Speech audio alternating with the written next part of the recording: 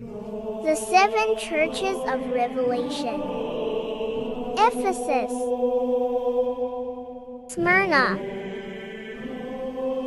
Pergamos, Thyatira, Sardis, Philadelphia, Laodicea.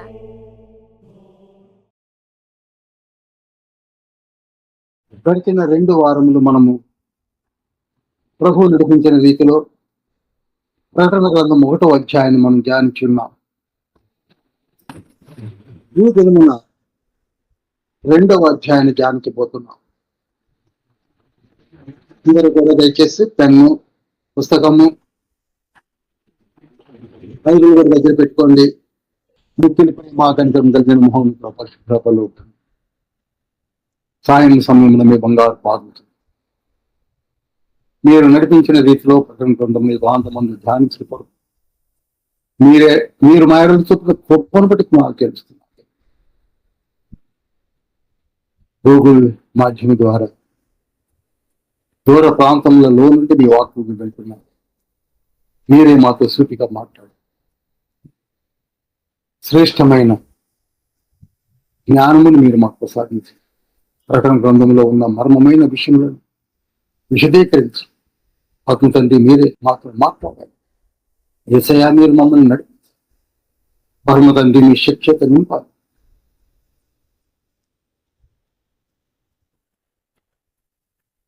మమ్మల్ని ఆశీర్వదించి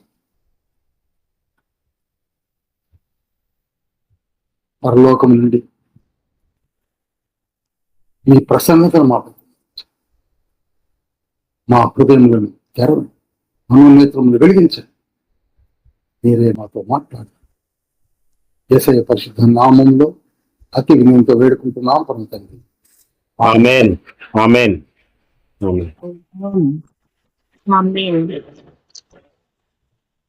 గడిచిన వారంలో లేక గడిచిన రోజులలో మనం ధ్యానించినది ఏమిటనగా,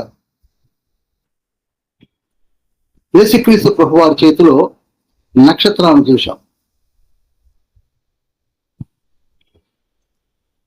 యేసయ్య 7 సువర్ణ దీప స్తంభములను గురించిన మర్మమును కూడా ధ్యానించాం. ఆ నక్షత్రాలు ఎవరో కాదు, సంఘపు దూతలు. ఆ స్తంభాలు ఎవరో కాదు, సార్వత్రిక సంఘం అని కొన్ని మనకు స్పష్టంగా మాట్లాడుతున్నారు. ఈ రోజులలో రెస్పాన్సిబిలిటీ సంఘపు దూతలపై ఎక్కువగా తండ్రి ఉంచారు. ఈనాడు సంఘమును కాయతున్నటువంటి కాపరులు ఎంతో బాధ్యత కలిగి ఉన్నారు అని తండ్రి చూపించినటువంటి లేఖముల ద్వారా మనకు అర్థమవుతున్నది.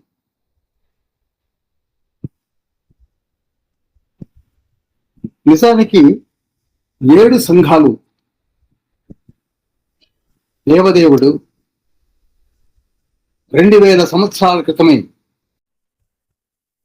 అపోస్తులైన యోహానుకు తెలియచేసి పేర్లతో సహా లిఖింపచేశాడు. వాటిని తానే కాయిస్తున్నాడు. ఈనాడు మనల్ని కాస్తున్నది ఎవరనుకుంటున్నారు? యేసయ్య కాస్తున్నాడు. ఈ సంఘాలన్నీ కూడా అభివృద్ధి చెందడానికి కారణం యేసయ్య. హల్లెలూయా. అందుకే సంఘముల మధ్య, దీప స్తంభముల మధ్య సంచరించుచున్న మనుష్య కుమారుడు అని లేఖనంలో మనం ధ్యానించాం. ఈ సంఘాలన్నిటినీ కూడా యేసుక్రీస్తు ప్రభు వారే కాస్తూ ఉన్నాడు.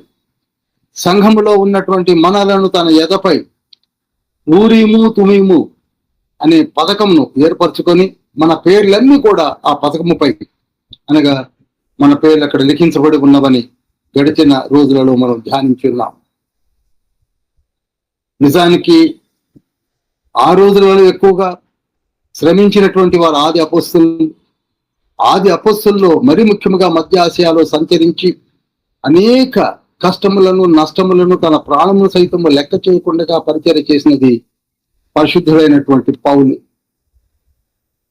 ఎఫ్సీలు రాసిన పత్రిక 1వ అధ్యాయము 20, 22, 23 వచనాలు నోట్ చేసి తర్వాత చదవండి. ఆయన అక్కడ రికార్డ్ చేసుకుంటున్నాడు. నేను చాలా కష్టపడ్డాను, సుడిగాల్లాగా తిరిగాను, చాలా బాధలు పడ్డాను, దేవుని యొక్క మహాకృప చొప్పున నేను సంఘంలోను కట్టగలిగాను అని ఆయన రికార్డ్ చేస్తున్నాడు. ఇప్పుడు ఒక మారు 2వ అధ్యాయము, ప్రకటన గ్రంథం 2వ అధ్యాయము 1, 2 వచనాలు చదువుదాం.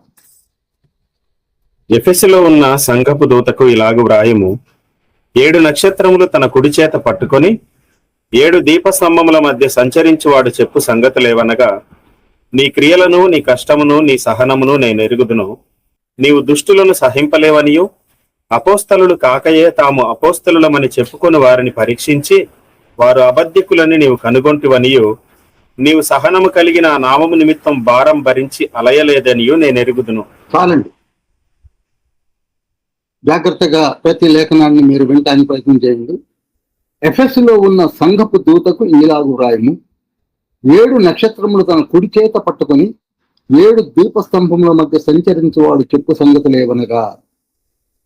ఈ లేఖనాలు చదువుతున్నప్పుడు మీకు ఒక్క మాట చదివింది గుర్తుకొస్తుంది. చూడండి, ఇవే మాటలు 1వ అధ్యాయము 13 నుంచి 16 వచనాల్లో యేసుక్రీస్తు ప్రభు వారి యొక్క దివ్య దర్శనాన్ని ఏదైతే యోహాను చూశాడో ఆ దివ్య దర్శనము మనకి ఇక్కడ జ్ఞాపకం వస్తుంది. ప్రతి సంఘమునకు ముందు మీరు ఉన్నటువంటి మాటలు ధ్యానించినప్పుడు ఆ దివ్య దర్శనంలో ఉన్నటువంటి ఒక్కొక్క విషయమును వివరిస్తూ యేసుక్రీస్తు ప్రభు వారు మాట్లాడడం మనకు కనపడుతుంది. ఇక్కడ ఏమంటున్నాడు అనగా, 7 నక్షత్రములు తన కుడి చేత పట్టుకొని 7 దీపస్తంభముల మధ్య సంచరించువాడు చెప్పు సంగతులు ఏమనగా అనగా యేసయ్య మాట్లాడుతున్నది యేసయ్య, ఎండ్ చేస్తున్నది ఆత్మ. మీరు లాస్ట్ లో చూసినట్లయితే 7వ వచనంలో చెవి గల వాడు ఆత్మ చెప్పు సంగతులు వినుగాక. ఆమేన్. హల్లెలూయా. స్టార్ట్ చేస్తున్నది యేసయ్య, ఎండ్ చేస్తున్నది పరిశుద్ధాత్ముడు. లేఖ రాస్తున్నది అపోస్తలుడైన యోహాను, సంబోధిస్తున్నది దూత అయినటువంటి యాజకునకు ప్లస్ సంఘమునకు. ఇంత చక్కగా ఈ కార్యములు జరిగిస్తూ ఉన్నాడు. ఇలాంటి సంఘములు 7 ఉన్నాయి. Ephesus, Smyrna, Pergamum, Thyatira, Sardis, Philadelphia, Laodicea అని 7 సంఘాలు ఉన్నాయి. చాలా మందికి ఒక డౌట్ వస్తుంది, ఈ 7 సంఘాలు అప్పుడే కట్టబడ్డాయా లేక తర్వాత కట్టబడ్డాయా, కాలానుసారంగా కట్టబడ్డాయా అనే అనుమానము చాలా వరకు ఉంటుంది, వస్తాయి కూడా. కొందరైతే రకరకాలుగా చెప్పేసుకుంటున్నారు ఊహల్లోనికి వెళ్ళి. ఇందులో స్పష్టత ఏమిటనగా, ప్రభువే అపోస్తలుడైన యోహానికి నీవు 7 సంఘములను గుర్చి వ్రాయమని చెప్పి తన నోట ప్రకటించిన 7 సంఘాలు అప్పుడే ఉన్నాయి. క్రీస్తు శకము 96లోనే ఆయన రికార్డ్ చేస్తున్నాడు, ఇదిగో 7 సంఘాల పేర్లు రాసి వారికి నేను చెప్పు మాటలు ఈ విధంగా వివరించమని. కనుక నో డౌట్ 7 సంఘాలు ఎప్పుడు ఉన్నాయండి? అప్పుడే ఉన్నాయి. చెప్పాలి, అప్పుడే ఉన్నాయి. ఆదిలోనే ఉన్నాయి. ఇక ఎవరైనా ఏ విధంగా అనుకున్నట్లయితే మీకు ఈ లేఖనాల ద్వారా స్పష్టంగా అర్థమవుతున్నాయి. అయితే ఈ 7 సంఘాలు కూడా ఆయా కాలఘట్టాలలో సంవత్సరాలు గడుస్తున్నా కొలది, క్రీస్తు శకము 96లో ఉన్నటువంటి 7 సంఘాలు ఇప్పటికి 2000 సంవత్సరాలు గడుస్తున్న ఈ సమయములలో లేక ఈ కాలఘట్టాలలో వారికి సంభవించినటువంటి సంభవాలను ముందుగానే ప్రభువు వివరించుట ఆశ్చర్యం కదా. అర్థమవుతుంది అనుకుంటున్నాను. హల్లెలూయా. సంఘము ఆయా కాలఘట్టాల్లో లేక ఆయా సంవత్సరాలలో అప్పటి పరిస్థితులను ముందుగానే వివరిస్తున్నాడు. ముందుగానే వివరించడం, ఎఫెస్ నీకు ఈ పరిస్థితులు ఉంటాయి, నీలో ఏ బలహీనతలు ఉంటాయి, స్ముర్ణ నీ పరిస్థితులు ఇలా ఉంటాయి. పెరగము, నీవు ఈ విధంగా ఉన్నావు. తుయితైరా, నీ సంఘంలో చీడ దూరుతున్నది. సార్దీస్, నీ రోజులలో కొన్ని రెవల్యూషన్స్ రాబోతున్నాయి. జాగ్రత్త. ఫిలదెల్ఫియా, నీవు విశ్వాసము కొంచెమైనను నువ్వు జాగ్రత్తగా ఉన్నావు. Laodicea, still you have to change yourself అని ఎప్పుడు చెప్తున్నాడు? క్రీస్తు శకము 100 సంవత్సరాలు అప్పుడే 2000 సంవత్సరాల వరకున్న కాలఘట్టాలను ఏం జరగబోతుందో, ఎలా జరుగుతాయో, పరిస్థితులు ఎలా ఉంటాయో ముందుగానే వివరించాడు తండ్రి. ఆమేన్. హల్లెలూయా. చూడండి, ఒక మాటలో చెప్పాలంటే టైం మిషన్ లోనికి మనము వెళ్ళినప్పుడు 100 సంవత్సరాల నుంచి, క్రీస్తు శకం 100 సంవత్సరాల నుంచి 2000 సంవత్సరాల వరకు ఏవేవి జరగబోతాయో వాటిని ముందుగానే వివరిస్తూ ఉన్నాయి. ఆమేన్. హల్లెలూయా. హల్లెలూయా. హల్లెలూయా. హల్లెలూయా. హల్లెలూయా. అయితే మరలా మనకు ఒక డౌట్ వస్తుంది. అవునండి, ఆ 7 సంఘాలు మధ్య ఆసియాలోనే, మరీ ముఖ్యంగా టర్కీ కింద భాగమున 7 సంఘాలు ఉన్నాయి కదా. ప్రపంచములో 197 దేశాలలో ఉన్నటువంటి అనేక సంఘాలు ఈనాడు ఉన్నాయి కదా. మరి వాటికి వీటికి, మాకు లేక మనకు ఏ విధంగా సరితూగుతాయి? ఏ విధంగా మనం హెచ్చరించబడతాము అనే ప్రశ్న కూడా ఉద్భవిస్తుంది. గమనించండి, ఇప్పుడు నేను చెప్పబోతున్నటువంటి 7 సంఘాలు,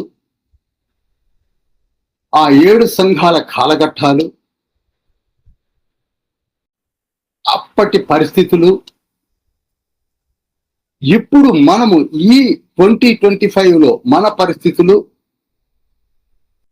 ఆ రోజులలో ఉన్న పరిస్థితులకు ఏవి మనకి సరితూగుతున్నాయో, సరిపోతున్నాయో, సరిపోల్చుకుంటున్నాము, అవి మన సంఘానికి సరిగ్గా ఫిట్ అవుతుందన్న సంగతిని మర్చిపోకండి.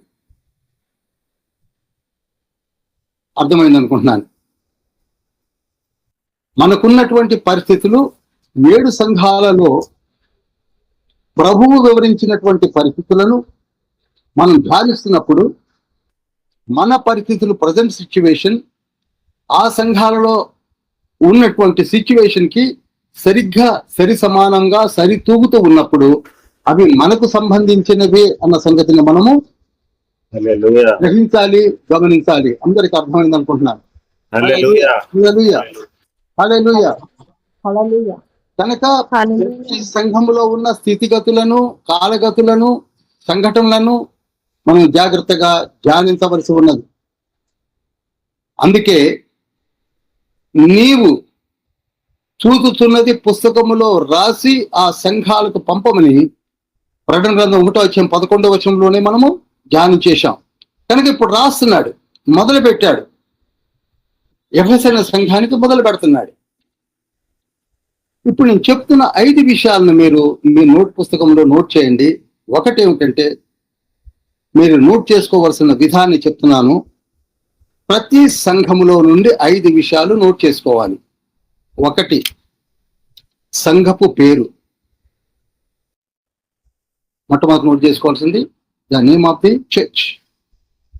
2వది కాలఘట్టము లేక ఆయా సంవత్సరాలు. 3వది ఆ సంఘములో ఉన్న మంచి సద్గుణములు, మంచి గుణాలు. 3వది.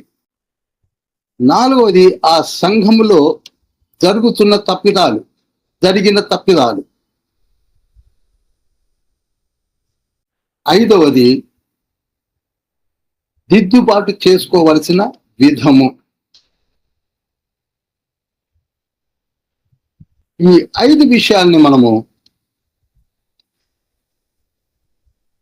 నోట్ చేస్తూ ఉండాలి. ఆ తర్వాత ఎప్పుడైతే రెక్టిఫై చేసుకుంటామో, దిద్దుబాటు చేసుకుంటామో, వెంటనే మనకు గిఫ్ట్స్ కూడా తండ్రి అక్కడనే అనౌన్స్ చేసేస్తున్నాడు. నేను ఎప్పుడు చెప్తూ ఉంటాను, పరిశుద్ధ జీవితానికి, యథార్థ జీవితానికి మనం అనుకుంటూ ఉంటాము మనకేంటండి లాభం, మనం ఏంటి ఈ విధంగా జీవిస్తున్నాం కానీ మనకేమీ రావట్లేదని. No no no no. మనలను ఎరిగిన తండ్రి. అందుకే ఇక్కడనే 2వ అధ్యాయం 2వ వచనంలో ఉంటుంది చూసారా, నీ కష్టమును నీ సహనమును నేను ఎరుగుదును అన్నాడు.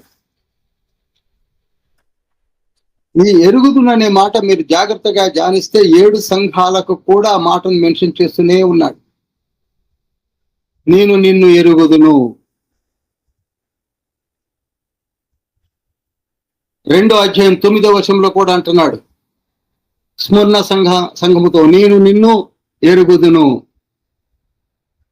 2వ అధ్యాయం 13వ వచనంలో కూడా అంటున్నాడు, పెర్గము సంఘముతో నేను నిన్ను ఎరుగుదును.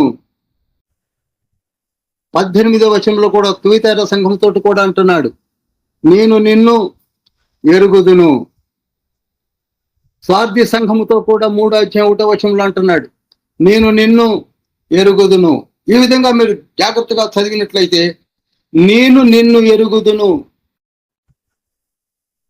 నేను నిన్ను ఎరుగుదును. మనం చాలా బలహీనపడిపోతూ ఉంటాం, మనకున్నటువంటి ప్రాబ్లమ్స్ని బట్టి కావచ్చు, సంఘ కాపర్లు సంఘంలో చేస్తున్న పరిచర్ని బట్టి వాళ్ళకి ఇన్ రిటర్న్ ఏమి రావట్లేదేమో అని ఆందోళన చెందిన కాపర్లు కూడా ఉన్నారు మన మధ్యలో. కానీ ఒకటి మాత్రం గుర్తుంచుకోండి, యేసయ్య అంటున్నాడు నేను నిన్ను ఎరుగుదును. మనకి చాలా మంది తెలిసి ఉండవచ్చు, డిగ్నిటరీస్ తెలిసి ఉండవచ్చు, పొలిటీషియన్స్ తెలిసి ఉండవచ్చు, even CM PM president of India కూడా నీకు తెలిసి ఉండవచ్చు. నీకు తెలిసి ఉండవచ్చు కానీ వారికి నీవు తెలియవు.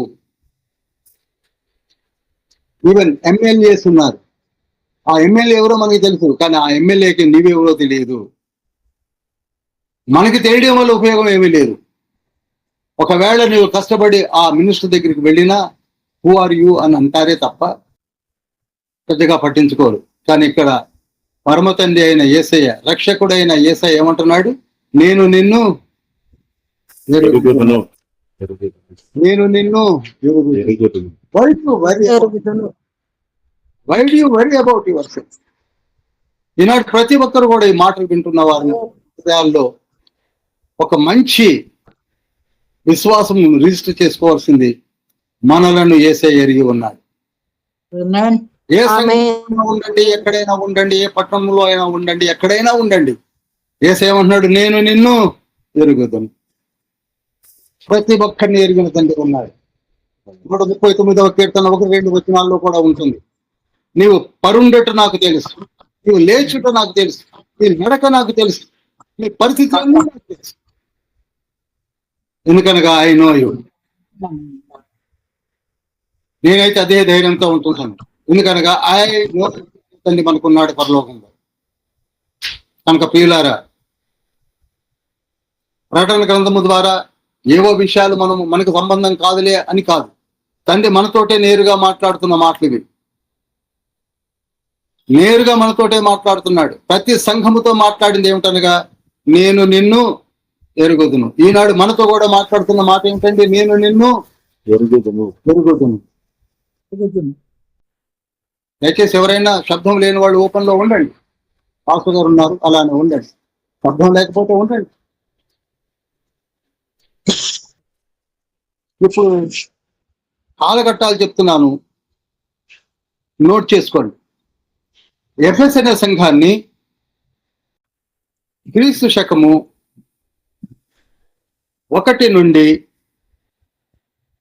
100 సంవత్సరాల మధ్యలో కట్టబడింది. ఎవరైనా ఖాళీగా ఉన్న వాళ్ళు ఓపెన్ అవ్వండి ప్లీజ్. దేవానందం గారు కొందరు ఓపెన్ అవ్వచ్చు కదా. ఎఫెసు అనే సంఘము 0 to 100. Thank you. ఓపెన్ అయిన వాళ్ళు జాగ్రత్తగా వింటున్నారు. నేను కూడా మిమ్మల్ని చూడగలుగుతున్నాను కదా. Thank you very much. 0 to 100 ఎఫెసు అనే సంఘాన్ని కట్టింది 0 to 100. ఆ తర్వాత పెర్గము అనే సంఘం, ఎఫెసు తర్వాత స్ముర్ణ అనే సంఘము 100 సంవత్సరం నుండి 330 సంవత్సరాలు 330. 100 to 330 AD. ఓకే. మూడవది పెర్గము అనే సంఘం 330 to 538 AD. 330 నుండి 538 వరకు. పెర్గము అనే సంఘం 330 నుండి 538 కాలఘట్టాలను కట్టడం జరిగిపోయింది. కాలఘట్టాలు వస్తున్నాయి. తుయతైరా సంఘము 538 నుండి 1517.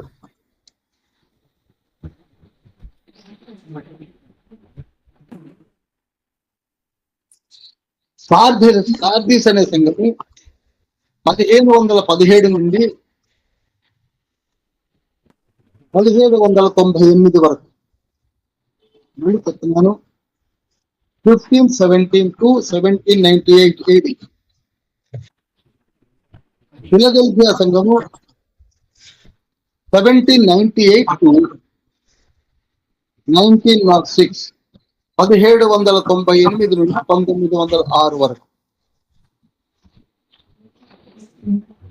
లవోదికీయ సంఘము 1906 నుండి యుగాంతపు వరకు జరగబోవు సంభవాలను లిఖింపచేస్తున్నాడు తండ్రి.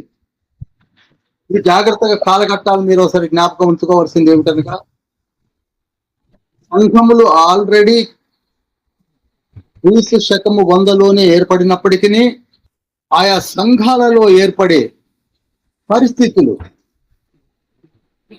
ఈ సంవత్సరాలు మీకు ఏవైతే నేను వివరించానో, మూర్నాన సంఘానికి 100 నుంచి 330 సంవత్సరాల మధ్యలో ఏం జరుగుతుందో, పెర్గమనే సంఘములో 330 నుంచి 538 సంవత్సరాల మధ్యలో ఏం జరుగుతాయో, తుయతైరా సంఘానికి 538 నుంచి 1517 సంవత్సరం మధ్య కాలఘట్టాల్లో ఏవేవి సంభవించాయో, ఈ విధంగా ఆయా పరిస్థితులను ముందుగానే తండ్రి వివరించాడు. ముందుగానే.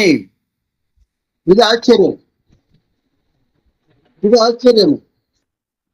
క్రీస్తు శకములోనే ముందు కూడా ముందుగానే ప్రవచించడం అలాగే జరిగాయి. ఆయా కాలాలు వచ్చేసరికి ఏవైతే లిఖింప చేశాడో అలానే సంభవాలు జరుగుతూ వచ్చాయి. మనం జానకపోతున్నాం.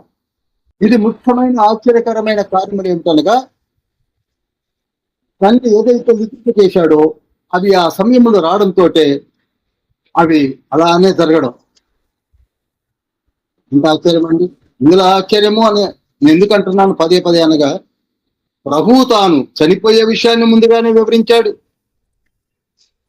మత్తయి సువార్త 20వ అధ్యాయము 18-19 వచనాల్లో, ఇదిగో నేను యెరూషలేమునకు వెళుతున్నాను, నన్ను పట్టుకుంటారు, సిలువ వేస్తారు, 3వ దినమున నేను సర్వసిద్ధి పొందుకుంటాను అని చెప్పడం జరిగింది కదండి. అదే విధంగా పట్టుకోవడం జరిగింది, సిలువ వేయడం జరిగింది, పునరుద్ధానం అవడం జరిగింది. అదేవిధంగా ప్రధాన యాజకులతో పరిసయ్యులతో, ఇదిగో మీరు నన్ను ఏదో చేయబోతున్నారు నాకు తెలుసు, అయినను నేను 3వ దినమున పునరుద్ధానుడనై తండ్రి కుడి పార్శ్వమున ఉంటాను, మరలా మేఘారూఢనై నేను తిరిగి వస్తానని చెప్పిన మాటలు కూడా మనకి మత్తయి సువార్త 26వ అధ్యాయం 64వ వచనంలో కనపడుతుంది. అన్ని ముందుగానే చెప్తున్నాడు తండ్రి, అన్ని విషయాలు ముందుగానే చెప్తున్నాడు. ఆది కాండము మొదలుకొని యుగాంతం వరకు కూడా వర్తమాన భూత భవిష్యత్ కాలములను వివరిస్తూనే ఉన్నాడు. ఈనాడు మన సంగతి కూడా తండ్రికి బాగా తెలుసు, మన స్థితిగతులన్నీ తెలుసు. అందుకే మనతో సూటిగా మాట్లాడుతున్నాడు.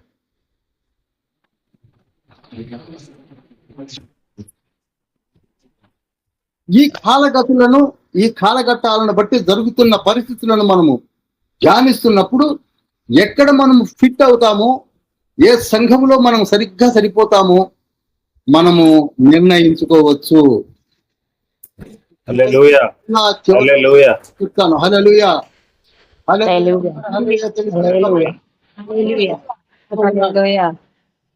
ఎఫెసు నుండి లవోదికయ వరకు మన పరిస్థితులు ఏమిటి, మన గుణ లక్షణాలు ఏమిటి, మన స్థితిగతులు ఏమిటి, మనం ఏ ఏ ప్రాబ్లమ్స్ని ఫేస్ చేస్తున్నాం, మనకున్నటువంటి పరిస్థితులన్నీ ఏమిటో దాన్ని వివరించిన తర్వాత ఎక్కడ ఫిట్ అవుతామో కూడా మనకి తెలిసిపోతుంది. వాటిని తెలుసుకోవాలి కూడా. ఇప్పుడు ఈ బాధ్యతలన్నిటిని కూడా ముందుగానే తెలుసుకున్నటువంటి కాపర్లు అలర్ట్ అవ్వాలి.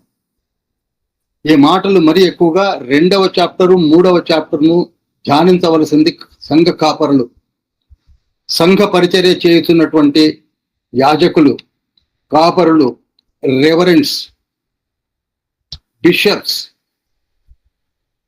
ఎందుకనగా ఈ బాధ్యతలను తండ్రి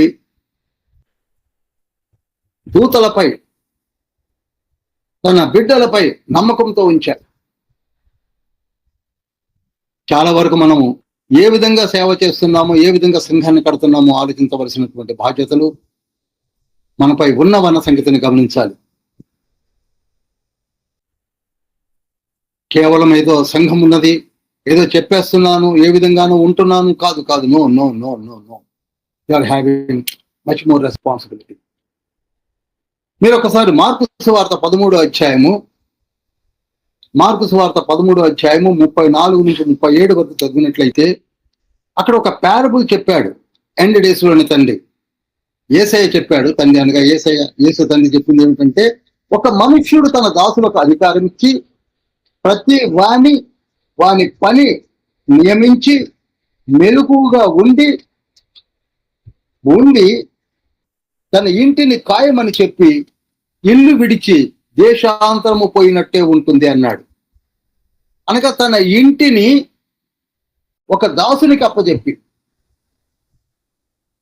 అధికారంనిచ్చి నీవు మెలకుగా ఉండి ఈ ఇల్లుని కాపాడు, నేను తిరిగి వచ్చాక నేను నిన్నే అడుగుతాను అని చెప్పినట్లుగా ఉంటుంది అని ముందే చెప్పాడు. మార్కు సువార్త 13వ అధ్యాయం 34 నుంచి 37 వచనాల్లో. ఇన్ ది సేమ్ మేనర్ ఇప్పుడు కూడా ఈ 2-3 అధ్యాయాలలో సంఘ కాపర్లతో, ఇదిగో నేను నీకు సంఘాన్ని ఇచ్చాను, సంఘాన్ని ఏ విధంగా ఏలుబడి చేస్తున్నావు, సంఘాన్ని ఏ విధంగా కాచి కాపాడుతున్నావు, సంఘంలో వాక్యం ఎంతవరకు విత్తిస్తున్నావు, సంఘంలో ఉన్నటువంటి సంఘ సభ్యులను ఏ విధంగా నీవు మానిటర్ చేస్తున్నావు, ఇవన్నీ కూడా నీదే బాధ్యత. ఎందుకనగా నీవు నా చేతిలోని నక్షత్రానివి అన్నాడు. బాధ్యత చాలా ఉంది. ఒకసారి బాగా కోపం వచ్చి యేసయ్య యెహెజ్కేలు గ్రంథం 34వ అధ్యాయంలో వాక్యమైన దేవుడు అంటాడు 1 నుంచి 10 వచనాల్లో, ఇదిగో నా కాపర్లు సరిగా పని చేయడం లేదు అన్నాడు. అక్కడ హింట్ ఇస్తూనే ఉన్నాడు. Book of Ezekiel chapter 34 verse 2, 1 to దాదాపు 10 వర్సెస్ లో ఉంటుంది. సరిగ్గా కాయలేకపోతున్నారు, సరిగా మేపలేకపోతున్నారు, దెబ్బ తగిలిన వాటిని మీరు చూడలేకపోతున్నారు. No no no no no మీకు నేను అత్యధికమైన కృపనిచ్చాను, మీరు ఎక్స్ట్రాడినరీ పర్సన్స్ అని చెప్తున్నాను, మీరు నా నక్షత్రాలను చెప్తున్నాను, మీ నోట నా మాటలు ఉంచాను, నాకు ఇష్టమైన కాపర్లను మిమ్మల్ని ఏర్పాటు చేసుకున్నాను, మీరు మామూలు వాళ్ళు కాదు, కారణ జన్ములు. అటువంటి వారు ఎంత జాగ్రత్తగా ఉండాలో ఇక్కడ చెప్తున్నాడు. అంత జాగ్రత్తగా ఉండవలసిన వారు. ముందే చెప్పాడు. తిరిగి వచ్చిన తర్వాత అడిగేది ఎవరిని?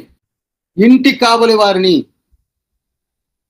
ప్రసంగి గ్రంథము 12వ అధ్యాయం 3వ వచనంలో ఉంటుంది.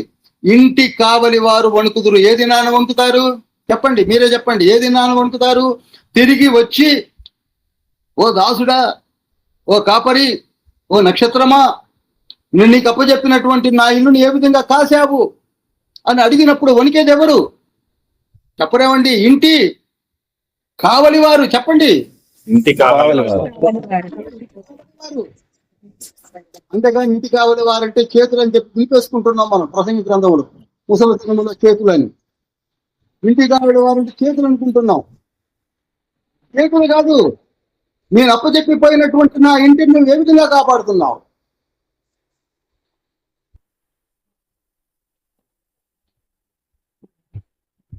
కనుక ప్రియులారా, ఎఫెసీయుల సంఘానికి మొట్టమొదటిగా లెటర్ రాస్తున్నాడు.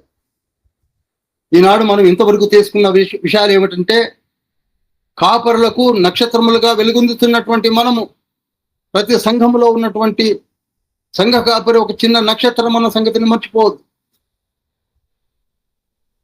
వారికి ఉన్న గిఫ్ట్స్ వారికి ఎప్పుడు ఉన్నాయి. అక్కడ కావలసింది త్రికరణ శుద్ధిగా పనిచేసే కాపర్లు కావాలి, అంతే. కార్పొరేట్ కాపర్లే అక్కర్లే, తండ్రికి కావాల్సింది త్రికరణ శుద్ధిగా. పౌలు గారు పనిచేసినట్టు, పేతురు గారు పనిచేసినట్టు, చివరికి చిన్నవారైన తీతుకు, తిమోతి, క్రిస్పు, గాయుడు వాళ్ళు కూడా పనిచేశారు. గాయుడైతే యావత్ సంఘానికి ఆతిథ్యం ఇచ్చుకుంటూ పనిచేశాడు. మొట్టమొదటి సంఘము పేరు ఎఫెస్. నోట్ చేయండి. ఎఫెస్ లో ఉన్నటువంటి సంఘమునకు అంటున్నాడు. ఎఫెస్ లో ఉన్నటువంటి సంఘానికి. ఎఫెస్ లో ఉన్న సంఘము చూడండి, 2వ అధ్యాయము 1 నుండి 7 వచనాల వరకు ఉంటుంది. ఎఫెస్ సంఘము 2వ అధ్యాయం 1 నుంచి 7 వచనాలు. ఈ ఎఫెస్ అనే సంఘాన్ని కట్టింది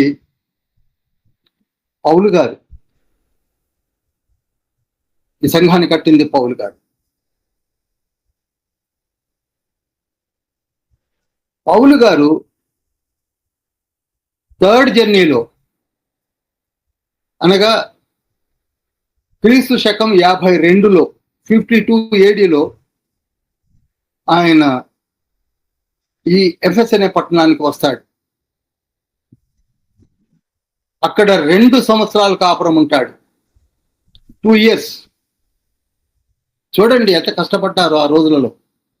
ఆ సంఘాన్ని తండ్రి మొట్టమొదటిగా ఎఫెస్ సంఘం అన్నాడు. 2 సంవత్సరాలు అపోస్తుల కార్యములు 19వ అధ్యాయం 9-10 వచనాల్లో ఉంటుంది. అక్కడ ఉండి 2 సంవత్సరాలు ఉండి క్రీస్తు ప్రభువుని గురించి, పరలోకముని గురించి, రక్షణ గురించి, రక్షణ కొరకు కావలసినటువంటి వినయ విధేయతలను బట్టి, విశ్వాసమును బట్టి నేర్చుకోవలసిన విషయాలన్నింటినీ డిబేట్స్ పెట్టి తర్కించి వారితో అనేకములైనటువంటి డిబేట్స్ ద్వారా జరిగించినటువంటి సంఘం అది. ఒక మాట చెప్పాలంటే, ఈ ఎఫెస్ అనే పట్టణము ఆ రోజులలో రోమన్ క్యాపిటల్ సిటీ. మీకు ఇదివరకే చెప్పాను, అదొక ముఖ్య పట్టణముగా ఏర్పరచుకొని రోమన్ ఎంపరర్స్ మధ్య ఆసియాలో ఏలుబడి చేసినటువంటి పట్టణం ఏమిటంటే ఎఫెస్. ఇంకొకటి పెర్గమం అంటాం.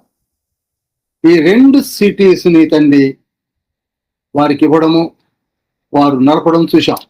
అయితే ఎఫెస్లో దేవతలు, అర్తెమీ దేవ్ అనే పెద్ద దేవత అక్కడ ఉన్నది. అసలు పౌల్ని వ్యతిరేకించిందే అక్కడ ఉన్నటువంటి ధేమేత్రి అనే ప్రెసిడెంట్ ఆఫ్ కంసాలి. అక్కడ ఉన్నటువంటి వాళ్ళందరూ ఎదురెదిరిగి పట్టుకొని కొట్టబోయారు, కొట్టారు, నానా యాగి చేశారు. అయినప్పటికీ ఆయన అక్కడనే 2 సంవత్సరాలు ఉన్నాడు. కొడుతున్నా ఉన్నాడు, తిడుతున్నా ఉన్నాడు, డిబేట్స్ పెడుతున్నా ఉన్నాడు. చూడండి ఎంత కష్టపడ్డాడు. ఆయన మాటలు ఎవరు పట్టించుకోకపోయినా ఉన్నాడు, కానీ పరిచర్య చేశాడు. మూర్ఖులు అన్య దేవతలకు నిలయం ఏమిటంటే ఎఫెస్. ఎందుకని ఎఫెస్ ముఖ్య పట్టణం కదా. ఎక్కడైతే ముఖ్య పట్టణాలు ఉంటాయో అక్కడ అన్ని అకృత్య కార్యాలు ఉంటాయి. బ్రోతల్ యాక్టివిటీస్, బిజినెసెస్, ఈ అంధకార దుష్ట సమూహములు, దేవతలు, ఇవన్నీ అక్కడనే ఉన్నాయి. దేవతా విగ్రహాలన్నీ అక్కడనే ఉన్నాయి. ఆయన అక్కడనే ఉన్నాడు. మీరు ఒక మాట చూసినట్లయితే 1 కొరింథీ పత్రిక 15వ అధ్యాయం 32వ వచనంలో, మనుష్య రీతిగా నేను ఎఫెసులో మృగముడితో పోరాడాను అంటున్నాడు. చూశారా? ఒకే ఒక మాట. నేను మనుషులతో పోరాడాలా, మృగాలండి వాళ్ళు, మృగాలతో పోరాడారు. అక్కడ ఉన్న వాళ్ళందరూ పొద్దున లేగిస్తే సాయంత్రం వరకు ఏమి తిందామా, ఏమి తాగుదామా, ఏ విధంగా సుఖిద్దామా, ఏ విధంగా జీవిద్దామా అనే మాట తప్ప వేరే మాట లేని వాళ్ళు ఉన్నారు. 1 కొరింథీ 15:32. అందుకే అంటాడు, మోసపోకుడి, దుష్ట సాంగత్యము, మంచి నడవండి, చెడుచుము. మనం ఈనాడు కూడా ఇలాంటి వాళ్ళు మన దగ్గర ఉన్నారు. తిందాం, తాగుదాం, జీవిద్దాం, రేపేమవుతుందో మనకు తెలియదు అనేవాళ్ళు చూశారు. లూకాసు వార్త 12:16-18 అవే మాటలు ఉన్నాయి. నా దగ్గర ధన సంపత్తి, మంచి ఉద్యోగాలు ఉన్నాయి, తిందాం, తాగుదాం, చెత్తగా జీవిద్దాం అనేవాళ్ళు బయలుదేరారు. అప్పుడు ఇప్పుడు కూడా. అయినప్పటికీ పౌలు గారు, నేను అక్కడనే ఉంటాను. ఎవరన్నా ఉంటారండి? ఈనాడు మనకు వ్యతిరేకత వచ్చిందంటే వదిలేసి వెళ్ళిపోతాం. చిన్న వ్యతిరేకత వస్తే చాలు, ఉండం అక్కడ. 1 కొరింథీ పత్రిక 16:9 ఉంటుంది.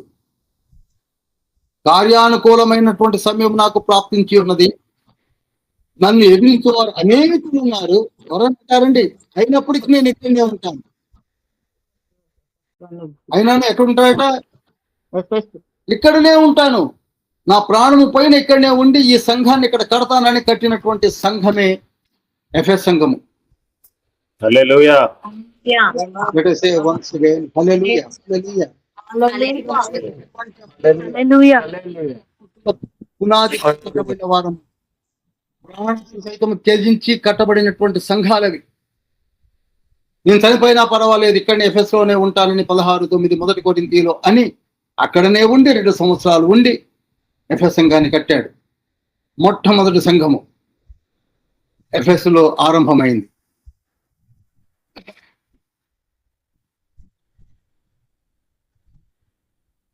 ఇక ఇందాకనే పాస్టర్ గారు చదివారు కదా, ఇక్కడ ఉన్న మాటలను మరొక మారి రిపీట్ చేస్తాను. నీ క్రియలను, నీ కష్టమును నీ సహనం నేను ఎరుగుదును. చూసారా? ఇప్పుడు ఈనాడు మనతోనే మాట్లాడుతున్న మాటలు, ఆనాడు వారితో మాట్లాడుతున్న మాటలను బేరేజ్ వేసుకోండి. I know your deeds. నీకున్న కష్టాలు ఏమిటో తెలుసు. నీవు దుష్టులను సహింపలేవనియు, అపోస్తులు కాకయే తమ అపోస్తులమని చెప్పుకున్న వారిని పరీక్షించి వారి అబద్ధకులను కనుక్కున్నాం. ఈ సంగతి మీకు కొంచెం వివరిస్తాను. ఆ రోజులలో క్రీస్తు శకము 100 లోపు, ఆ 100 మధ్యలో దొంగ అపోస్తులు బయలుదేరారు. అప్పుడు అపోస్తులే పెద్ద రేంజ్ అయినటువంటి క్లెర్జీ పర్సన్స్. ఎవరు చూడు అపోస్తులుడని వస్తున్నారు, ఎవరు చూడు అపోస్తులుడని వస్తున్నారు. ఈనాడు ప్రవక్తలని మన మధ్యలో తిరుగుతున్నట్టుగా, సరే నేను ఎక్కువగా అనడం దేనికి, మీకు తెలుసు. ఆ రోజులలో నేను అపోస్తులుడని వస్తున్నారు, ఈ రోజులలో నేను ప్రవక్తలని వస్తున్నారు. ప్రవక్తలని చెప్పుకుంటున్నారు, ఆ రోజుల్లో అపోస్తులు అని చెప్పుకుంటున్నారు. ఎందుకనగా అపోస్తులుడే the top clergy person in those days. కనుక ఎఫెస్లో ఆ సంఘం ఏర్పడిన తర్వాత ఎంత గట్టిగా ఉన్నారంటే, అక్కడ ఉన్నటువంటి సంఘము సర్టిఫికేషన్ ఏంటంటే, ఆ అపోస్తులు నిజమైన వారా కాదా గుర్తెరిగింది వాళ్ళు. హల్లెలూయా. వారిని పరీక్షించి వారు అబద్ధికులని తెలుసుకున్నాం. ఈనాడు మనము కూడా మన దగ్గరికి వచ్చేవారు నిజమైన ప్రవక్తలా, నిజమైన కాపరులా, నిజమైన బోధకులా, నిజమైన ఉపదేశకులా మనమే తెలుసుకోవాలి, మనమే పరీక్షించాలి. ఎవరు కనపడితే వారు వెనుకబడిపోవడం కాదు.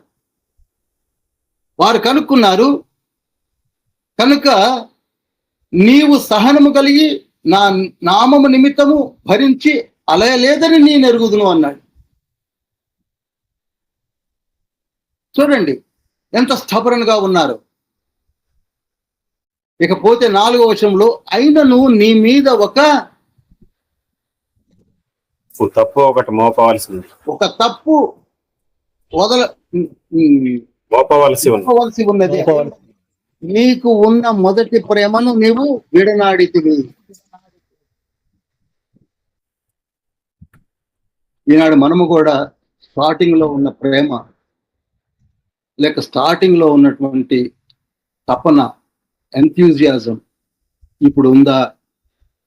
నేను 1998లో నేను మారు మనసు పొందినప్పుడు నాతో పాటు చాలా మంది ఇదే కొత్తగూడెం పట్టణంలో ఒక 70 మంది దాకా నేను ఎరుగుదు కలిసి పవర్ మినిస్ట్రీ కూడా వెళ్ళాం.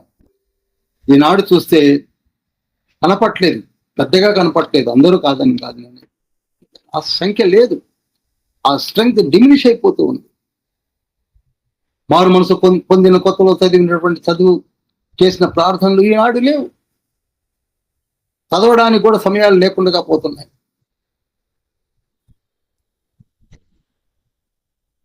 ప్రేమలు తల్లగిల్లిపోతున్నాయి, ప్రేమలు తగ్గిపోతున్నాయి.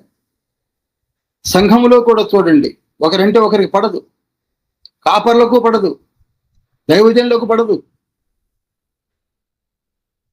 అందుకే మత్తయి సువార్త 24వ అధ్యాయం 12వ వచనంలోనే తండ్రి అన్నాడు యేసయ్య, ప్రేమలు తన్నగిల్లిపోతున్నాయి, అనేకుల ప్రేమలు చల్లారిపోతాయి. అదేవిధంగా సంఘములో ఉన్నటువంటి ప్రతి సంఘ సభ్యుడు కూడా చల్లారిపోతున్నాడు. ఓ దూత, ఓ రెస్పాన్సిబుల్ స్టార్, జాగ్రత్త అని వారికి ఆ రోజులలోనే హింట్ ఇచ్చాడు. నువ్వు ఏ స్థితిలో లేచావో, ఏ స్థితిలో పడిపోతున్నావో గమనించు, గ్రహించు. నీ మొదటి స్థితి నీకు బాగా తెలుసు, నీ మొదటి క్రియలు నీకు బాగా తెలుసు. రెక్టిఫై చేసుకో. ఈనాడు మనము కూడా, నేను ఒకప్పుడు ఎంతసేపు ప్రార్థన చేస్తున్నాను, ఇప్పుడు ఎంతసేపు ప్రార్థన చేస్తున్నాను నాకు తెలియదా? చెప్పండి. ఇంతవరకు ఏ విధంగా పరిశుద్ధ బైబిల్ గ్రంథాన్ని చదివాను, ఇప్పుడు ఎంతవరకు చదువుతున్నాను, ఎన్ని గంటలు వెచ్చిస్తున్నానో నాకు తెలియదా? చెప్పండి. ఎవరి ఎడల ఏ విధంగా ప్రవర్తిస్తున్నాను, నాకెందుకులే, ప్రతి ఒక్కరూ సహోదరులే అని చెప్పేసి సర్దుకుంటున్నామా, కక్షలు పెంచుకుంటున్నామా? మనకి తెలియదా? చెప్పండి. కుటుంబాల్లోనే తీసుకోండి, తెలీదా? ఏ స్థితిలో నుంచి లేచావో, ఏ స్థితిలో ఉన్నావో గమనించు. ఎందుకనగా మనమందరం కూడా పరలోక రాజ్య వారసులం. మన అల్టిమేట్ గోల్ హెవెన్లీ కింగ్డమ్. చిన్ని మనమందరము మారు మనసు పొందాము, బాప్తిస్మం తీసుకున్నాము, మన పేర్లు జీవగ్రంథములో, గొర్రెపిల్ల జీవగ్రంథములో ఉన్నాయి. మన పేరు ప్రభు ఎదపైన కూడా లిఖించబడి ఉన్నది. ఆయనే ఆ సంఘముల మధ్య సంచరిస్తున్నాడు, ఆయన కనుదోయి మనపై ఉన్నది. ఇవన్నీ ఉంచుకొని నువ్వెందుకు బలహీనపడుతున్నావు? అందుకే 1 కొరింథీ పత్రిక 14వ అధ్యాయం 1వ వచనంలో అంటాడు, మీరు ప్రేమ కలిగి ఉండుటకు ప్రయాసపడండి, మొదటి ప్రేమను మరలా వెలితీయండి. మీలో ఒక చిన్న మిస్టేక్, చిన్న తప్పు, ప్రేమలు సన్నగిల్లిపోయాయి, చల్లారుతున్నాం అంతే. అన్ని బాగున్నాయి, అన్ని బాగున్నాయి. యూదులు కాని వారిని గుర్తుపట్టావు, అపోస్తులు కాని వారిని గుర్తుపట్టావు, అన్నీ బాగున్నాయి. ఇంకొక మాట చెప్తాను, నికొలాయితుల బోధలను కూడా నీవు లోనికి రానివ్వలేదు. నోట్ చేయండి, నికొలాయితుల బోధలు.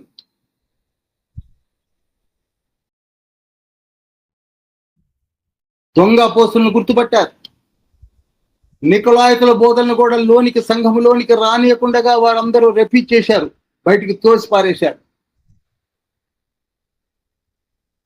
ఇంతకీ నికొలాయితు ఎవరో మీకు ఇక్కడ చెప్తాను నేను, ఎందుకంటే ఇతను పెర్గములో కూడా కనపడతాడు కనుక, ఈ బోధలు కనపడతాయి కనుక. నికొలాయితు ఎవరో కాదు, గ్రీసు దేశస్థుడండి ఇతను. నికొలాయితు ఈయన గ్రీసు దేశస్థుడు. అక్కడ నుండి యెహోవా తండ్రిని తెలుసుకోవాలని యెరూషలేమునకు వచ్చి, యెరూషలేములో గమలీయేల పాదముల చెంత ధర్మశాస్త్రమును కూడా నేర్చుకొని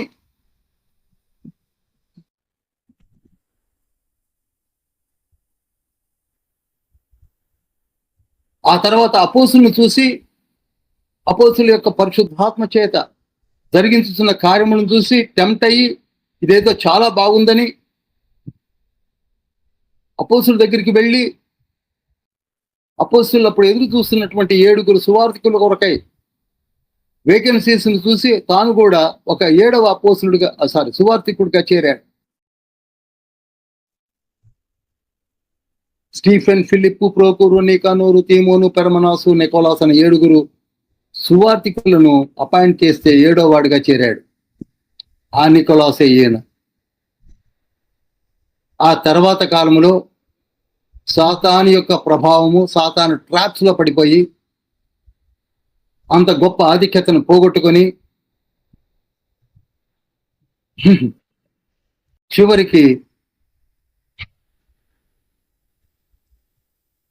ఇన్సేన్ పర్సన్ గా మారిపోయి దుర్బోధలను పట్టుకొని తిరగడం మొదలు పెట్టాడు. ఈనాడు అలానే కనపడుతున్నారు కదా, స్టార్టింగ్ లో బాగానే ఉంటారు, కాలము గడుతున్న కొలది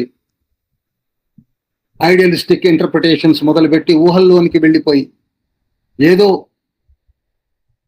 హెచ్చింపును కోరుకొని పడిపోయిన వాళ్ళు అనేకులు మనకు కనపడుతున్నారు. అటువంటి వాడే నికోలాయిత్. అందుకే నికోలాయితుల బోధలు ఈనాడు చూడండి, జోహో విట్నెస్ బోధలు అలానే ఉంటాయి కదా.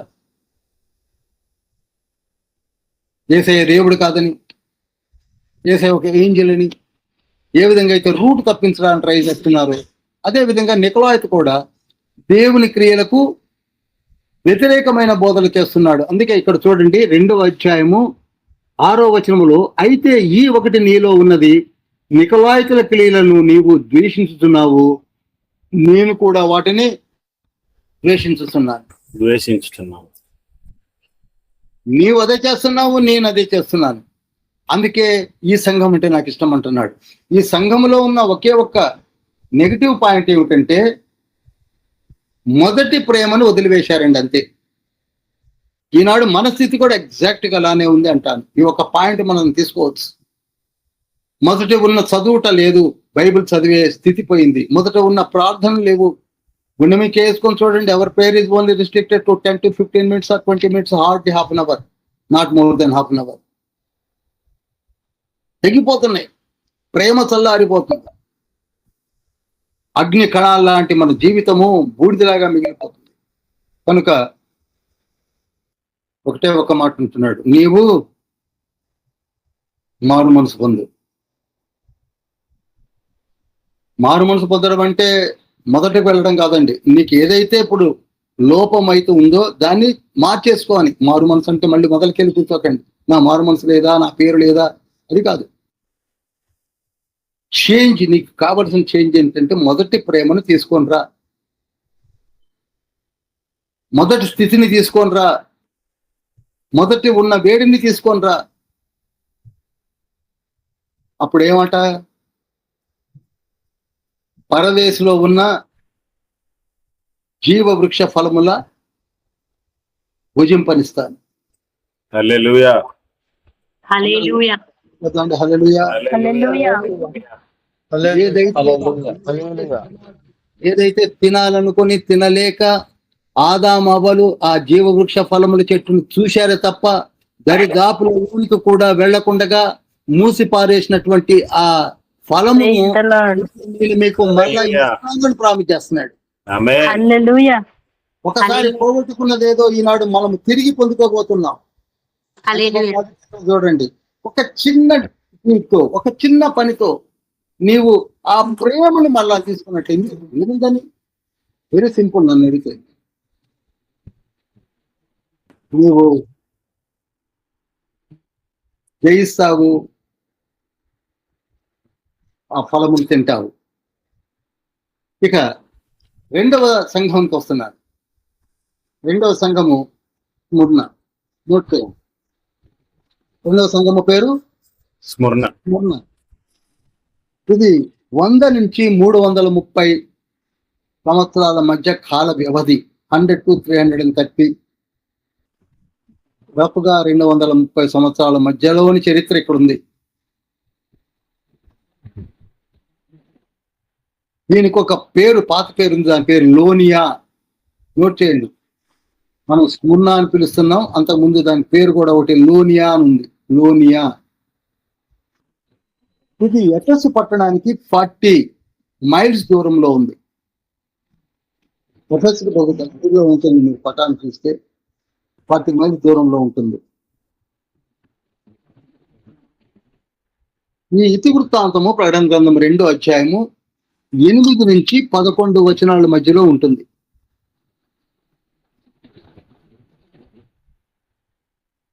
మరలా చెప్తున్నాను, దీని పాత పేరు లోనియా, ఎఫెస్కి 40 miles దూరంలో ఉంటుంది. ఈ 230 సంవత్సరాల కాల వ్యవధిలో జరిగిన సంభవాన్ని తండ్రి ఇక్కడ వివరిస్తున్నాడు. వారిని ఉద్దేశించి ఈ లెటర్ను వ్రాయిస్తున్నాడు. ఏమని మెన్షన్ చేస్తున్నాడు చూడండి. ఊహాలో ఉన్న సంఘపు దూతకు ఇలాగు వ్రాయము, మొదటి వాడును కడపటి వాడునై ఉండి మృతుడై మరలా బ్రతుకువాడు చెప్పు సంగతులు ఏవనగా అన్నాడు. మీరు ఆ గెటప్ని ఎప్పుడు మర్చిపోవద్దు. 13-16 ఏవైతే లిఖింపజేసి ఉన్నాయో అవి మళ్ళా మనకి కనిపిస్తున్నాడు. ఆయన యేసయ్య అని తెలవడానికి. ఆయన యేసయ్య, నేనే మొదటి వాడను, నేనే కడపటి వాడను. ఇంకా కూర్చొని యేసయ్య మొదటి కడపటి వాడా అని ఇంకా డిబేట్ పెట్టుకుంటున్నారు. అంతమనై ఉన్నాను, అల్ఫా ఒమేగానై ఉన్నాను, మృతుడనైనాను కానీ తిరిగి లేచి పునరుద్ధానుడైన వాడును కూడా నేనే చెప్పు సంగతులు ఏమనగా అని మొదలు పెడుతున్నాడు. ఇది ఎప్పుడు 2000 సంవత్సరాల క్రితం జరిగిన మాట. ఇప్పుడు స్ముర్నా సంఘంతో మాట్లాడుతున్నాడు.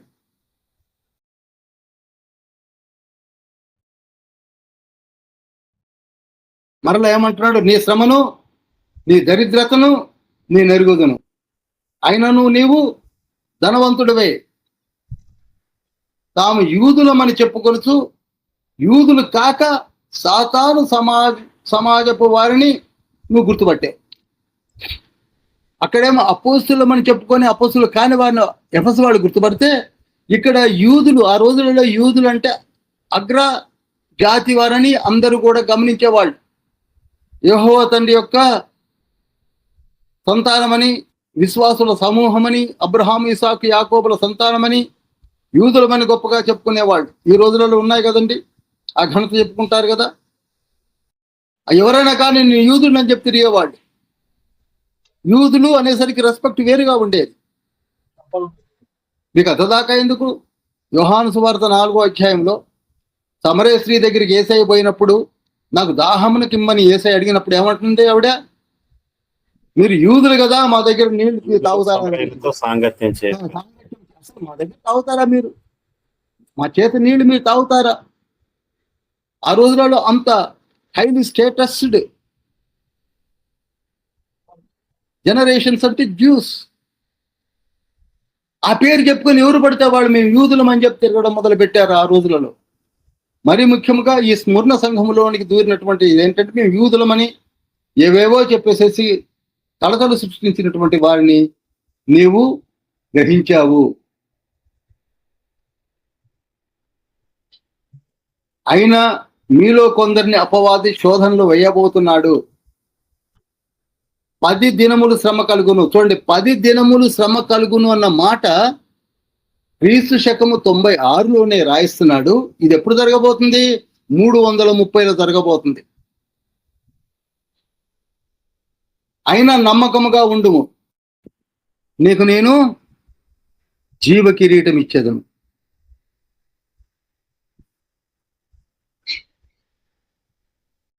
ఎటువంటి ప్రామిస్ చూడండి, 10th verseలో ఉంటుంది. మరణము వరకు నమ్మకముగా ఉండుము, నేను నీకు జీవ కిరీటం ఇచ్చేదను. ఈనాడు మనకి మాటలు వర్తిస్తున్నాయంటాను. ఈనాడు మనము కూడా మారు మనసు పొందాము, ప్రభువును రక్షకుడికి అంగీకరించాము, జీవిస్తున్నాం. కానీ ఎండ్ వరకు ఉండగలుగుతున్నామా? మనలో ఎంతమంది తప్పిపోవడానికి జోగుతున్నారో మీరు ఒకసారి ఆలోచించండి. ఎఫెస్ నుంచే చెప్తున్నాడు, చల్లగా చల్లారుతున్నారు. ఎందుకు టర్న్ తీసుకుంటున్నారు? ఎందుకు బలహీన పడుతున్నారు? ఏమవుతుంది? ఎన్ని ప్రామిసెస్ ఉన్నాయండి. జీవవృక్ష ఫలాన్ని ఇస్తానంటాడు, కిరీటాన్ని ఇస్తానంటున్నాడు, కొత్త పేరు ఇస్తానంటాడు, తెల్లని రాతిని ఇస్తానంటాడు, చాలా చాలా ఉన్నాయి. నేను మార్నింగ్ స్టార్గా చేస్తానంటాడు, నీ పేరు నిన్ను పరలోకంలో దేవదూతల ముందు ఒప్పుకుంటానంటాడు, నీ ఎదురున్న తలుపుని తీసేస్తానంటాడు, నిన్ను వాడుకుంటానంటాడు. ఇవన్నీ మర్చిపోతున్నావు. దేనికి? ఎందుకు బలహీనమవుతున్నావు? చెప్పండి, ఎందుకు బలహీనమవుతున్నావు?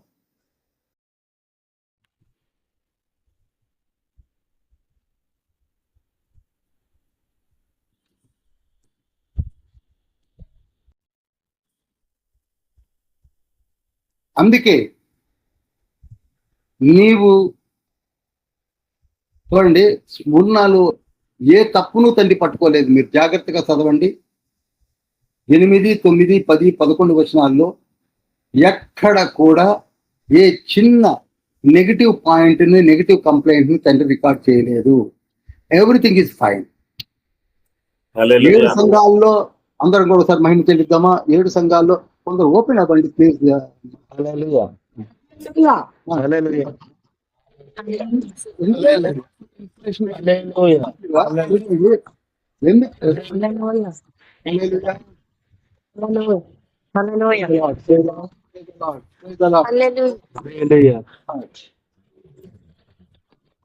రెండు సంఘాలు, ఒకటి స్మరణ, ఒకటి ఫిలదెల్ఫియా. ఈ 2 సంఘాల్లో ఏ తప్పు కనపడలేదు. వెరీ గుడ్ సర్టిఫికేషన్ ఇవ్వబడింది. మంచి సర్టిఫికేషన్.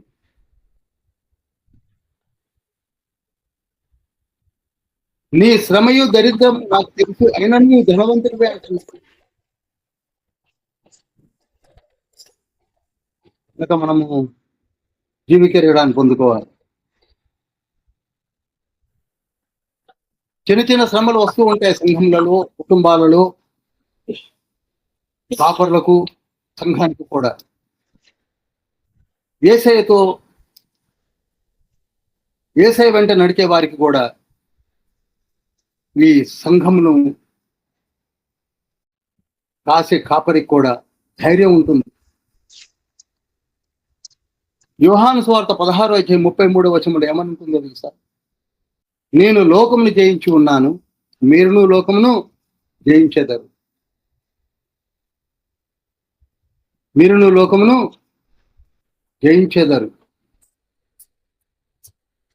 ఈ మాటలు కేవలం మనం చదువుతున్నాం కానీ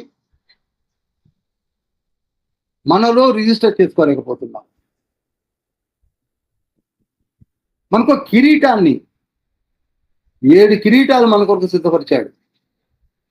పౌలు గారు ఎప్పుడు ఆ కిరీటాల గురించి చెప్పడం మనం విన్నాం కదా. నాకు ఒక కిరీటం కావాలి, ఆ కిరీటం కొరకు నేను సంపడుతున్నానని చెప్పాడు. అందుకే సంఘాలు కట్టడానికి ప్రయత్నం చేశాడు, ఉత్తరాలు రాయడానికి ప్రయత్నం చేశాడు, ఎన్ని కష్టాలైనా ఓర్చుకోవడానికి ప్రయత్నం చేశాడు. అదేవిధంగా స్మరణ సంఘముతో కూడా అంటున్నాడు, నీవు ఈ విధంగానే, నువ్వు ప్లీజ్ కీప్ అప్, ఈ విధంగానే నీవు ముందుకు నడుపు నీ సంఘాన్ని. నాకు చాలా సంతోషమైన మాట ఏమిటంటే ఐ నో యు అన్నారు. నేను నిన్ను ఎరుగుదును. నాకు ఈ 2 అధ్యాయాల్లో బాగా ఇష్టమైన మాట ఐ నో యు. అనేక మార్లు నేను ప్రార్థన చేస్తున్నా, నాకున్న కష్టాలు నాకున్నాయి, నాకున్న చాలా ప్రాబ్లమ్స్ ఉన్నాయి, నన్ను ఎవరు చూడటం లేదు, నన్ను ఎవరు పట్టించుకోవడం లేదు. No no no no no I know you. నీ కిరీటాన్ని గట్టిగా పట్టుకో. 1 కొరింథీ పత్రిక 9వ అధ్యాయం 25-26 వచనాల్లో కూడా పౌలు గారు ఏమంటున్నారు? నేను ఆ కిరీటం కొరకు ప్రయత్నం చేస్తున్నాను, ఆ కిరీటం నాకు కావాలి, నన్ను నేను నలగొట్టుకుంటున్నాను, ఇంకా ఎంత ప్రయాసమైనా పడతాను, ఎందుకనగా నాకు ఆ కిరీటం కావాలి. 2వ తిమోతి పత్రిక 4వ అధ్యాయంలో కూడా 9, 10, 11, 12 వచనాల్లో అదే మాట ఉంటాడు. నాకు ఆ జీవ కిరీటము ఉన్నదన్న సంగతి తెలుసు అంటున్నాడు. చాలా సంతోషకరమైన మాట ఏమిటనగా మనందరికి కూడా ఏమున్నదండి చెప్పాలి? జీవ కిరీటం ఉన్నది. ఓ ప్రియుడా నీవు జయించుము, లోకమును నీవు జయించుము. ఓ ప్రియుడా నీవు జయించుము, లోకమును నీవు జయించుము. క్రీస్తుతో నీవు పని కలిగియుండుము, భయపడకుము నీవు దిగులు పడకుము, భయపడకుము నీవు దిగులు పడకుము ఓ ప్రియుడా నీవు జయించుము లోకమును నీవు జయించుము. హల్లెలూయా హల్లెలూయా హల్లెలూయా హల్లెలూయా హల్లెలూయా. కొందరు ఇంట్లోకి వెళ్ళిపోతున్నారు. ఒక నలుగురు ఉండండి అని చెప్పి రిక్వెస్ట్ చేశాను కదా మొదట్లోనే. ఎందుకు వెళ్ళిపోతున్నారు మీ ఇంట్లోకి? ప్లీజ్ ఉన్నాం సార్, ఉన్నాం.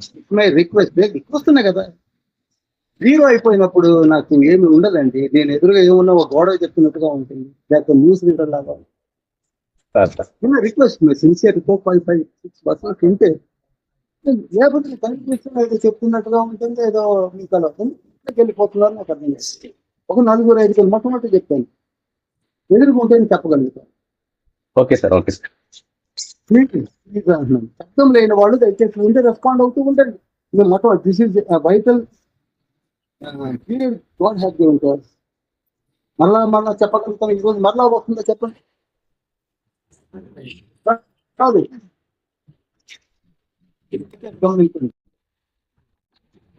నో నెగిటివ్ పాయింట్ మెన్షన్ చేయింది ఏ సంఘానికి అనగా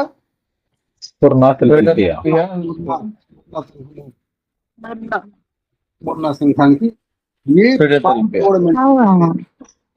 నెక్స్ట్ రేపు కాక ఎల్లుండి వచ్చేటప్పుడు కనీసం మినిమం 4-5% చక్కగా తయారయ్యి మంచిగా శబ్దం లేని ప్లేస్ లో ఉండి ఓపెన్ అయ్యి వింటే నాకు కొంచెం ఇన్స్పిరేషన్ గా ఉంటుంది. మధ్యలో అందరూ డ్రాప్ అవుతున్నారు, కనపడుతున్నారు, వెళ్ళిపోతున్నారు, కనపడుతున్నారు. ఇక 3వ సంఘానికి వస్తున్నాను. 3వ సంఘము పేరు పెర్గమం. ఇంగ్లీష్ లో అంటారు పెర్గము. నోట్ చేయండి, పెర్గము. ఇది 3వ సంఘము, సార్వత్రిక సంఘములో 3వ సంఘముగా పిలువబడుతుంది. కాలఘట్టం 330 నుండి 538 సంవత్సరాల మధ్యలో జరిగినటువంటి కాలఘట్టము. 330 to 538. 538. ఇది రివర్ ముసియా దగ్గర ఉన్నటువంటి పట్టణము. ముసియా నదికి దగ్గరలో ఉన్న పట్టణము రివర్ ముసియా.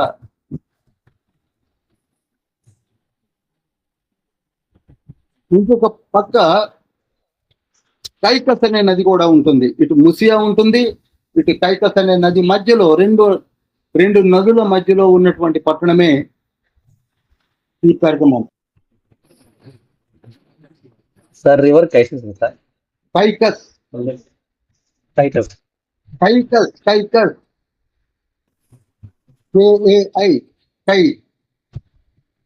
కైకస్. ముసియా, కైకస్ అనే 2 నదుల మధ్య ఉన్న సారవంతమైన పట్టణం ఏమిటంటే ఈ పెర్గమం. ఈ పెర్గమం కూడా ఇప్పుడు బర్గమా అని కూడా పిలుస్తున్నారు. బర్గమా అని పిలుస్తున్నారు.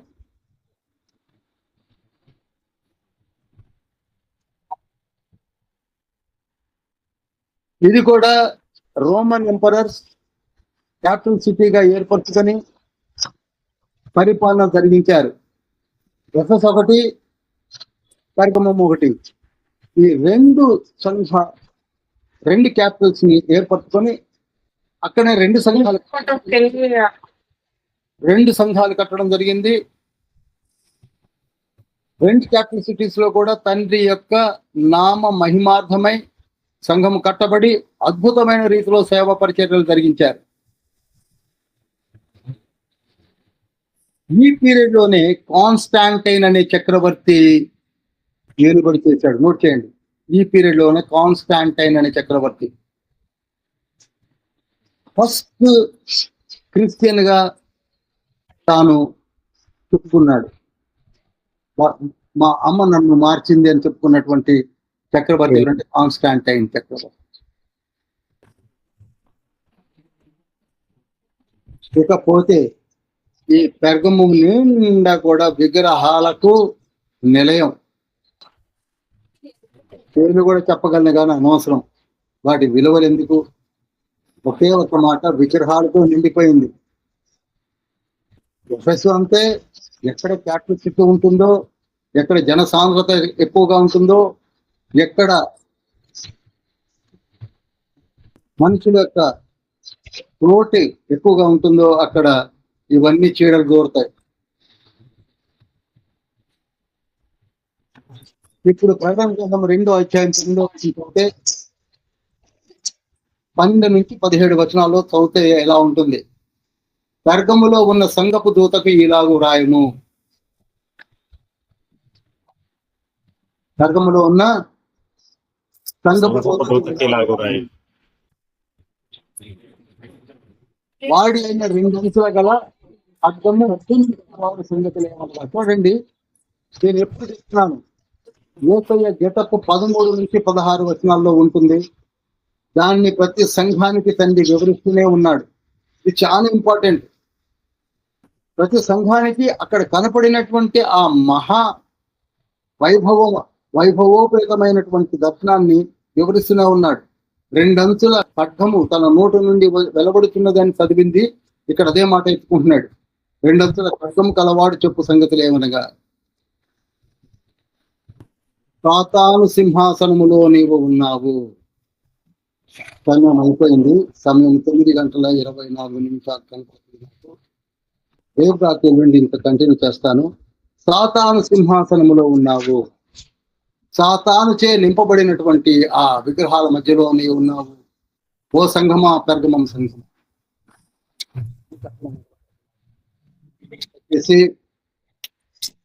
రేపు వెళ్ళండి. అందరూ సిద్ధపడి రండి. అద్భుతమైన రేంజ్ లో మనం నడిపించబడతాము. తండ్రి మనకు తోడుగా ఉన్నాడు. ఆత్మ తండ్రి మనం నడిపిస్తాడు. కొందరు సిద్ధపడి రండి. ఒక 5-6 అయినా ఓపెన్ అయి ఉండేట్టుగా చూడండి దయచేసి. నేను 0లో ఉండకుండా కనపడుతున్నారు, కాసేపు వెళ్ళిపోతున్నారు, కాసేపు దయచేసి ఉండండి.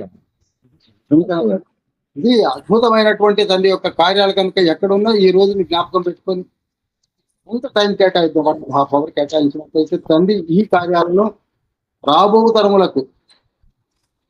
తరములకు ఎంతో అవసరం. ఇది ఈనాడు మనం ఏదో చెప్పుకుంటాం, చాలా వరకు కూడా ఇచ్చేసింది కనుక మీరు తరఫీదు నుండి మీరు నేర్చుకొని మనం గొప్ప సేవ చేయాలని తండ్రి యొక్క ఉద్దేశమును మనల్ని జరిగించాలని ప్రభు వేడుకలను వేడుకుంటున్నాను, ప్రార్థన చేస్తున్నాను.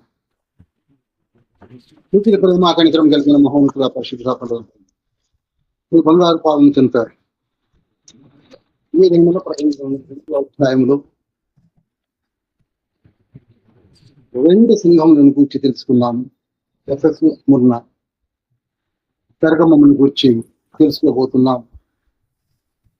2 అంతుల వాడి ఆయన ఖడ్గము ధరించిన రీతిగా ఈ వాక్కు ఆది అనాది కాలం నుండే మీరు మాట్లాడి తెలుస్తున్నారు. అబ్రహాముతో మాట్లాడిన దేవుడు, దట్ ఈస్ స్పోకెన్ వర్డ్. అబ్రహాముతో తండ్రి మీరు స్వయంగా మాట్లాడారు, స్పోకెన్ వర్డ్ అంటారు. ఆ తర్వాత మీరు రిటర్న్ వర్డ్ ఇచ్చారు. మీరే దగ్గరుండి రాయించి మోసే ద్వారా అనుగ్రహించారు. నాడు 1500 సంవత్సరాలు రిటర్న్ వర్డ్ ద్వారా మాట్లాడారు. ఇప్పుడు మీరు మాతో లివింగ్ వర్డ్ ద్వారా మాట్లాడుతున్నారు.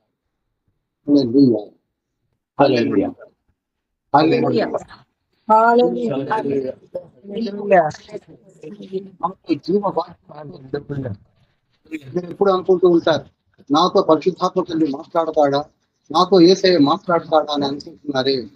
ఎస్, ఆయన మనతో మాట్లాడుతున్నాడు.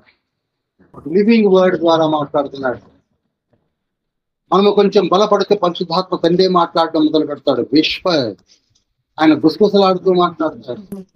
యోగ గ్రంథం 4:12 ప్రకారంగా మనతో మాట్లాడడానికి సిద్ధంగా ఉన్న తండ్రి ఈనాడు లివింగ్ వర్డ్ ద్వారా మనతో మాట్లాడుతున్నాడు. ఆ మాటను మనం విన్నాం. ప్రభువా, మమ్మల్ని దీవించండి. ఈ మాధ్యమము ద్వారా, గూగుల్ మీట్ ద్వారా అందరమైతే మీరు విన్నాము. మా అందరితో మాట్లాడండి. యుగాంత మంది ప్రకటన గ్రంథము ధ్యానించడానికి వచ్చిన మేము ధన్యులము. మీరు మాతో మాట్లాడుతున్నారు, మాట్లాడండి. ఆరోగ్యాన్ని ఇవ్వండి. పరిస్థితులను మీ ఆధీనంలో ఉంచుకోనండి. పవర్ను మీ ఆధీనంలో ఉంచుకోనండి. ఇంటర్నెట్ మీ ఆధీనంలో ఉంచుకోనండి. సమస్తమును మీ ఆధీనంలో ఉంచుకోండి. మా కుటుంబాన్ని దీవించండి. మా ఉద్యోగములను, వ్యాపారములను దీవించండి. పరిచర్యను దీవించండి. సంఘ కాపులను, నక్షత్రముల వంటి కాపులను దీవించండి, లేవనెత్తండి, వాడుకోండి. వారికి ఉన్న బలహీనతలన్నింటినీ తీసివేసి బలపడుతుంది. మీ సేవలో విరివిగా వాడబడినట్టుగా మమ్మల్ని అందరినీ కూడా బలపరిచి దీవించి ఆశీర్దించమని యేసయ్య పరిశుద్ధ నామములో వేడుకుంటున్నాను తండ్రి.